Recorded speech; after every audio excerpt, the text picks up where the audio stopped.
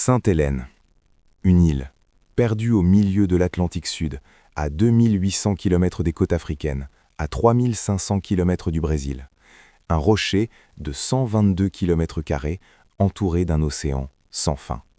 Les Anglais n'ont pas choisi cet endroit par hasard, ils ont choisi l'endroit le plus inaccessible du monde connu, l'endroit dont il serait impossible de s'échapper. Et c'est là, sur ce rocher, que l'homme qui avait gouverné l'Europe entière va passer les 6 dernières années de sa vie.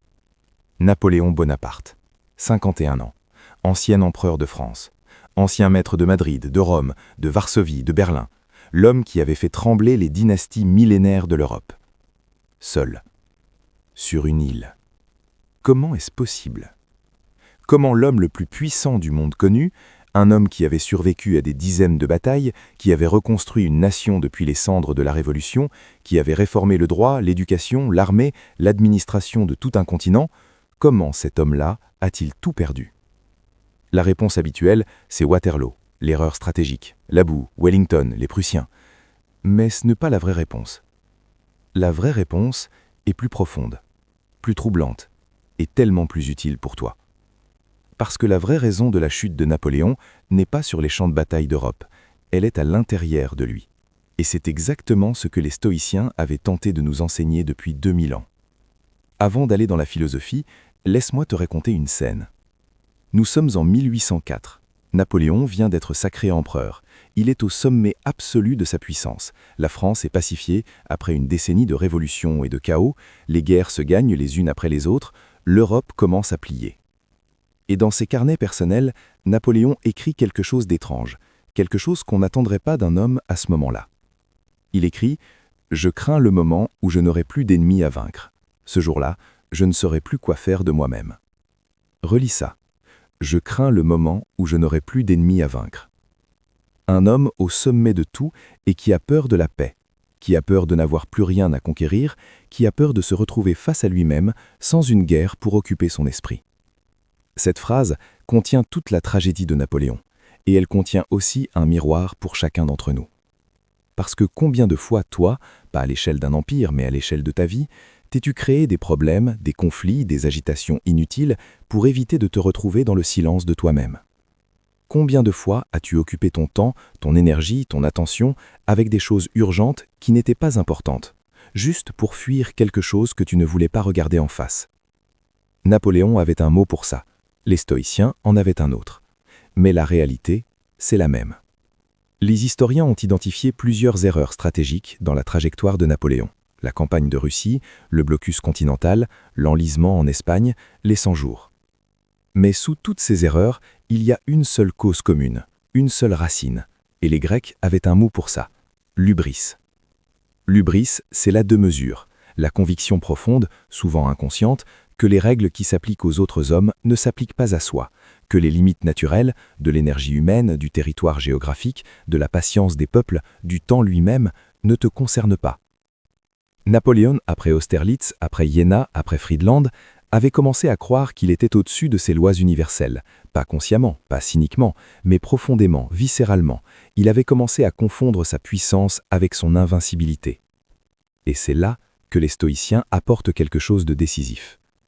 Marc Aurèle, qui gouvernait un empire encore plus vaste que Napoléon, qui commandait des légions, qui prenait des décisions dont dépendaient des millions de vies, écrivait dans ses pensées le soir, seul, ces mots pour lui-même.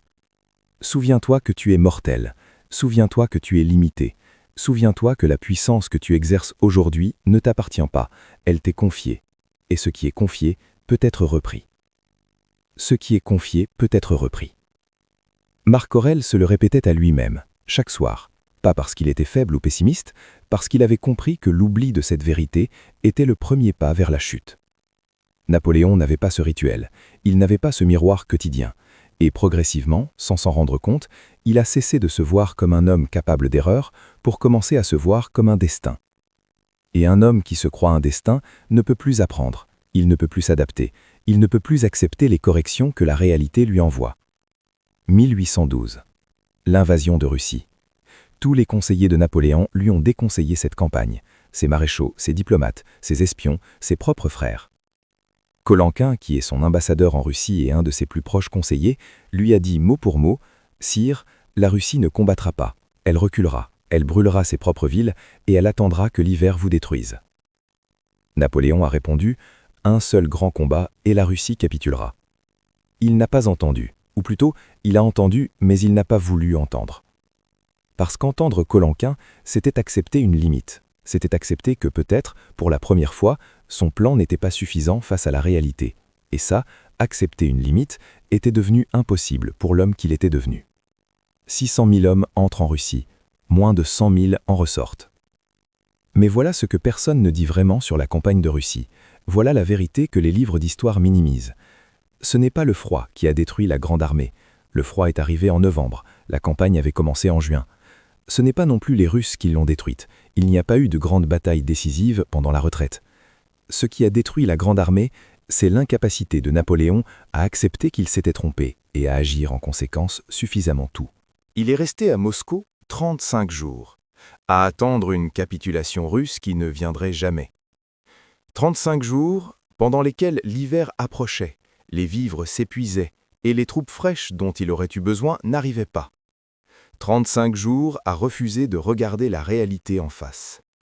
Épictète, qui lui aussi avait vécu la perte totale, qui avait été esclave, qui avait tout perdu avant de devenir philosophe, formulait cette erreur avec une brutalité chirurgicale.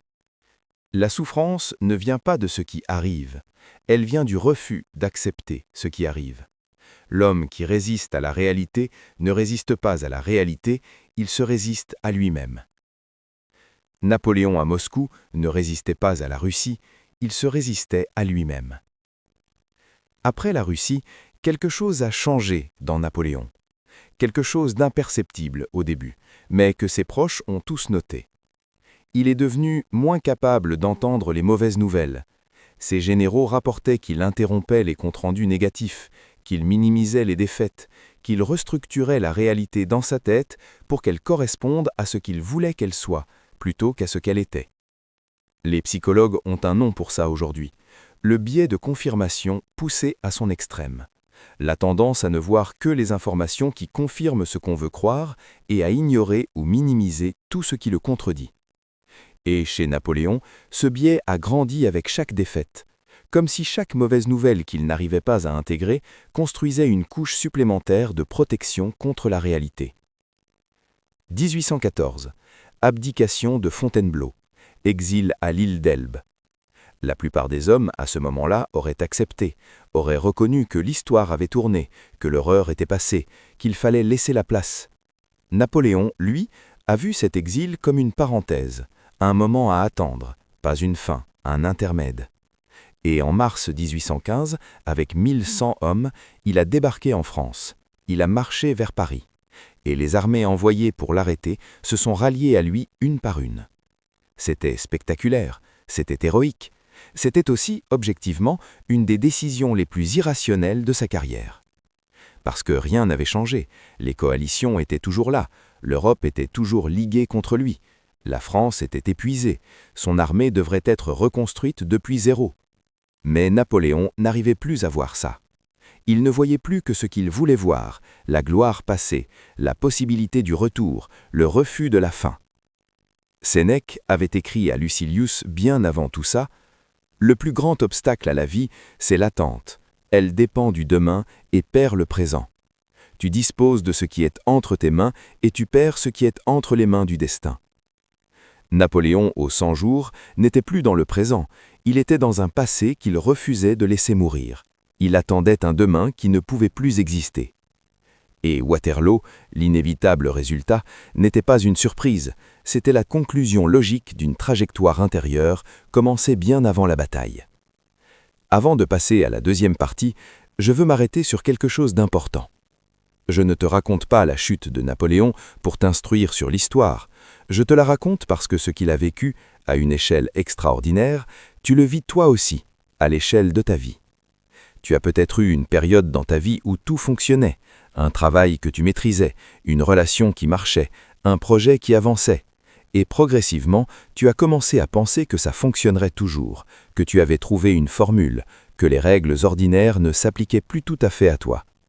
jusqu'au moment où quelque chose a changé et où tu n'as pas su voir le changement à temps parce que tu ne regardais plus la réalité, tu regardais ta représentation de la réalité.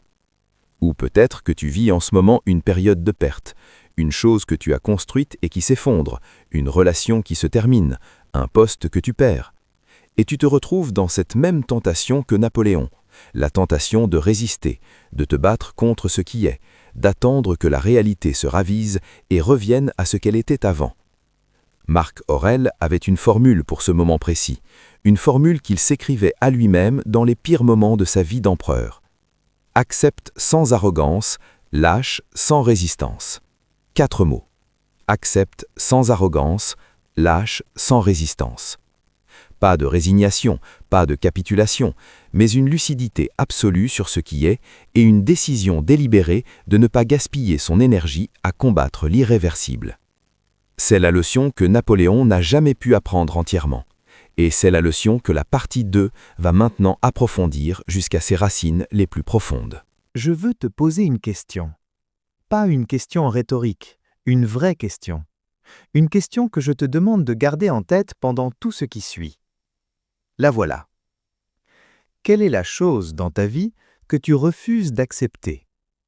Pas la chose qui te fait souffrir, pas la chose que tu n'aimes pas, la chose que tu refuses d'accepter. La chose contre laquelle tu te bats encore, silencieusement, intérieurement, même quand tu sais au fond que la bataille est perdue.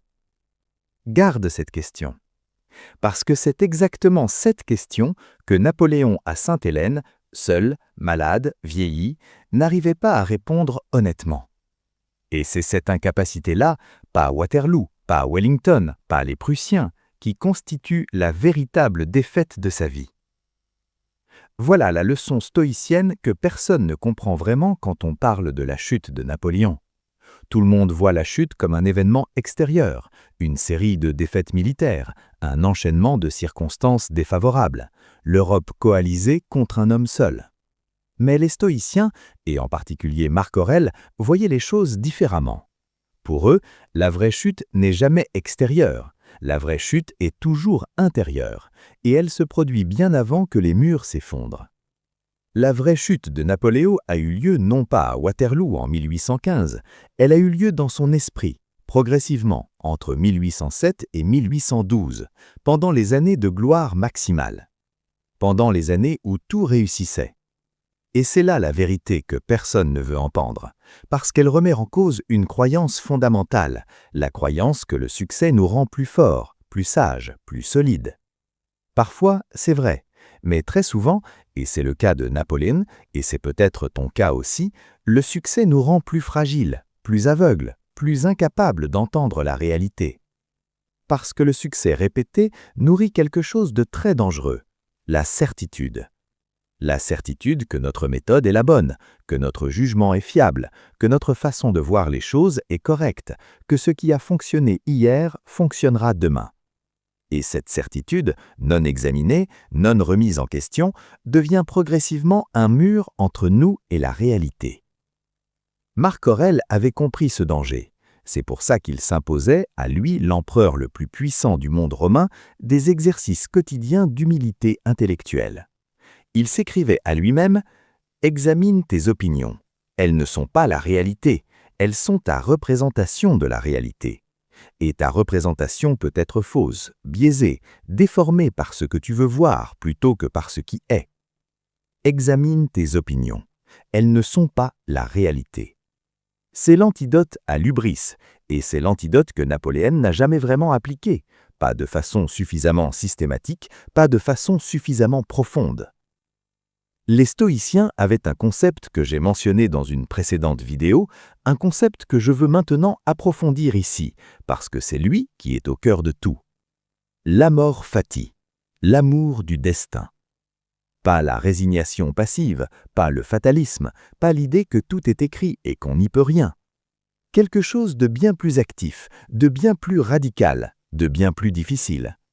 L'amor fati, c'est la capacité à regarder ce qui arrive, même ce qu'on n'aurait jamais voulu, même ce qui détruit, même ce qui humilie, et de décider activement d'y voir une information, une opportunité, un matériau de construction, plutôt qu'une punition ou une injustice. Marc Aurèle l'exprimait avec une profondeur qui traverse 2000 ans. Tu as le pouvoir de ne pas te laisser blesser par rien, si tu acceptes que les obstacles ne soient pas contre toi, mais pour toi. Que ce qui résiste ne résiste pas à ce que tu fais, mais révèle ce que tu dois comprendre. Ce qui résiste révèle ce que tu dois comprendre. Napoléon, après la Russie, s'il avait eu cette philosophie, aurait regardé la catastrophe et dit « La réalité vient de m'envoyer un message sur mes limites, sur les limites de mon empire, sur ce qui est possible et ce qui ne l'est pas. Qu'est-ce qu'elle m'apprend exactement ?» Au lieu de ça, il a regardé la Russie et dit « J'ai été trahi par le froid, par la chance, par mes généraux. Je vais recommencer en faisant mieux. » La différence entre ces deux réponses, c'est la différence entre l'amor fati et l'hubris, entre la sagesse et la répétition compulsive de la même erreur. Et cette différence, elle n'est pas réservée aux empereurs, elle est dans chacune de tes défaites quotidiennes. Quand quelque chose échoue dans ta vie, quelle est ta réaction automatique ? Est-ce que tu cherches ce que ça t'apprend sur toi, sur tes méthodes, sur ta vision de la réalité ? Ou est-ce que tu cherches pourquoi c'était injuste, qui est responsable, quelles circonstances t'ont défavorisé, comment tu aurais gagné si les conditions avaient été différentes ? La première posture construit, la seconde détruit, lentement, invisiblement, mais sûrement. Parlons maintenant de Sainte-Hélène, ce lieu que tout le monde voit comme une punition, un exil, une mort lente. Mais si on le regarde avec les yeux des stoïciens, Sainte-Hélène est quelque chose de tout à fait différent. C'est un laboratoire. Un laboratoire forcé. Certes, Napoléon n'a pas choisi d'y être, mais un laboratoire où, pour la première fois de sa vie adulte, il n'avait plus rien à conquérir, plus rien à gérer, plus rien à décider, juste lui-même. Et c'est là que se révèle la vraie nature de quelqu'un. Pas dans les batailles qu'il gagne, dans la façon dont il vit sa défaite. Sénèque écrivait à Lucilius quelque chose qui aurait pu être adressé directement à Napoléon. Si tu veux juger un homme, ne le regarde pas quand les choses vont bien, regarde-le quand il n'a plus rien. C'est là que tu vois ce qu'il est vraiment ou ce qu'il aurait dû apprendre à être. À Sainte-Hélène, Napoléon a eu 2 vies. La première, pendant les 2 premières années, était une vie de résistance. Il se battait contre ses geôliers anglais, contre les conditions de sa captivité, contre l'ennui, contre la maladie, contre l'oubli. Il dictait ses mémoires en essayant de réécrire l'histoire à son avantage. Il se nourrissait de la nostalgie de sa propre gloire. La deuxième, progressivement vers la fin de sa vie, était quelque chose de différent, plus calme, plus lucide, plus proche de ce que les stoïciens auraient reconnu comme de la sagesse. Dans ses dernières conversations avec Lascasse, il dit quelque chose de remarquable. « J'ai été trop impatient. La nature des choses demande du temps. J'ai voulu forcer ce que le temps seul pouvait accomplir. C'est là mon erreur fondamentale.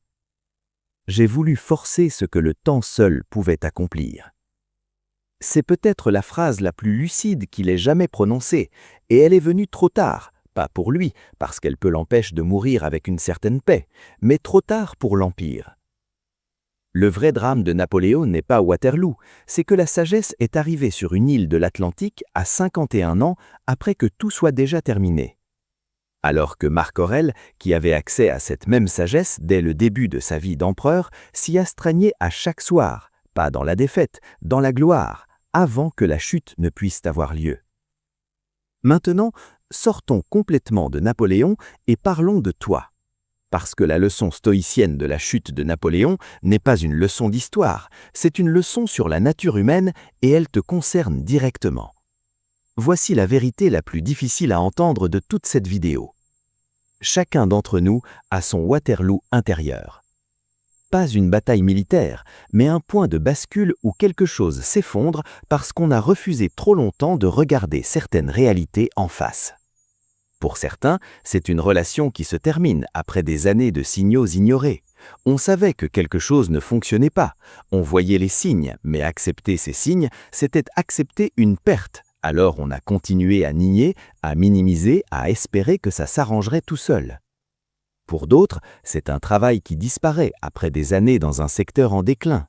On sentait que les choses changeaient, on voyait les collègues partir, les budgets se réduire, les clients se raréfier. Mais bouger, c'était admettre que la sécurité qu'on croyait avoir n'existait pas, alors on a attendu.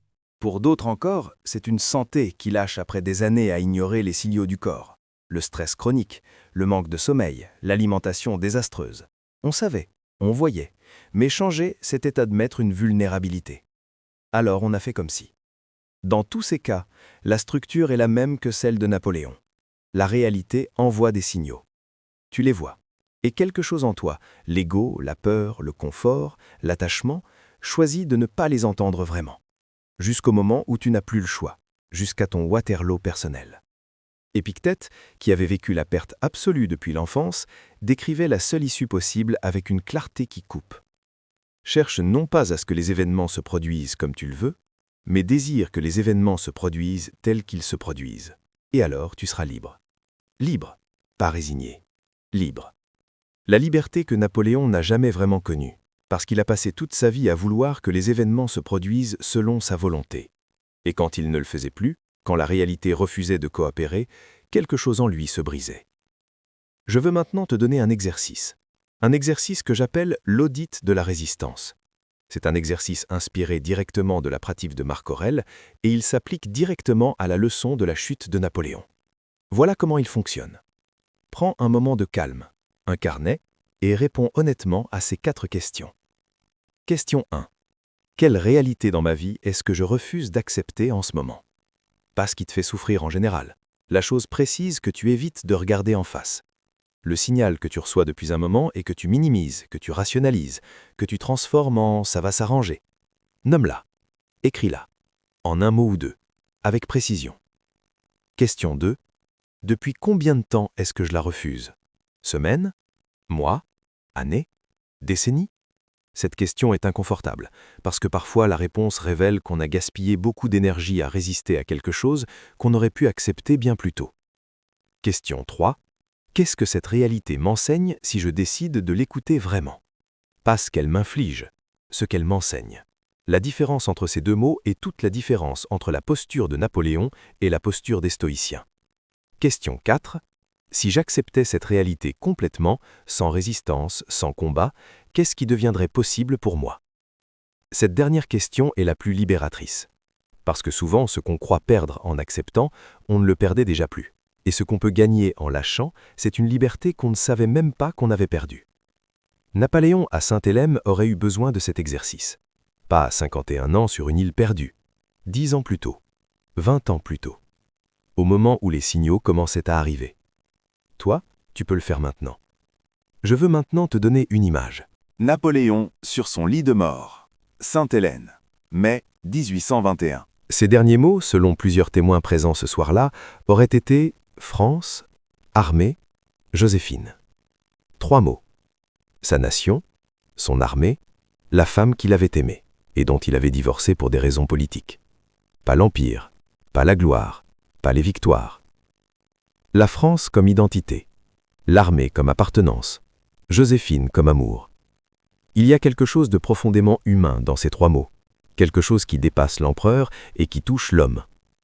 Et c'est peut-être là, dans ces derniers mots, que Napoléon rejoint enfin les stoïciens. Pas dans les batailles gagnées, pas dans les traités signés, mais dans la réduction finale de ce qui compte vraiment. Marc Aurèle écrivait vers la fin de ses pensées « Il faut peu de choses pour vivre heureux. C'est tout en toi-même, dans ta façon de penser. La grandeur n'est pas de posséder, la grandeur est d'être libre de tout ce dont tu n'as pas besoin. » Napoléon a possédé plus qu'un homme de son époque, et il a tout perdu.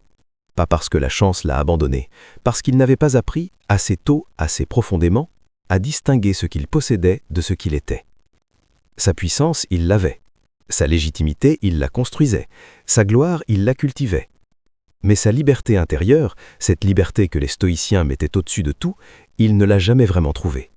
Pas avant Sainte-Hélène, pas avant qu'il soit trop tard pour en faire quelque chose.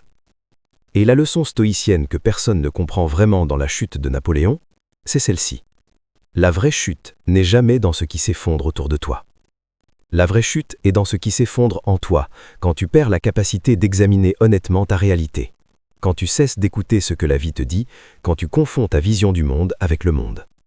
Et l'unique protection contre cette chute-là, celle que Marc Aurèle pratiquait chaque soir depuis ses journaux, que Sénèque enseignait dans ses lettres, qu'Épictète transmettait à ses élèves depuis son école modeste, cette protection n'est pas une armée, ce n'est pas un empire, ce n'est pas une victoire. C'est la discipline quotidienne de se regarder honnêtement. De se demander chaque soir, ai-je vu la réalité aujourd'hui ou ai-je vu ce que je voulais voir? De se demander, est-ce que je résiste à quelque chose que je devrais accepter? De se demander, qu'est-ce que la réalité essaie de m'enseigner et est-ce que je suis prêt à l'écouter? Napoléon n'a pas posé ces questions assez tôt. Toi, tu peux commencer ce soir. La chute de Napoléon n'est pas une tragédie militaire, c'est une tragédie philosophique. Et comme toutes les grandes tragédies philosophiques, elle nous parle de nous-mêmes. Elle nous tend un miroir, elle nous pose la question que nous préférons éviter. Qu'est-ce que tu refuses de voir et depuis combien de temps? Je voudrais que tu laisses cette question dans les commentaires. Pas la réponse, juste la question, pour te rappeler que tu te l'es posée. Et si cette vidéo t'a donné une seule chose de valeur, partage-la à quelqu'un qui en a besoin, parce que cette sagesse mérite de circuler. À très vite.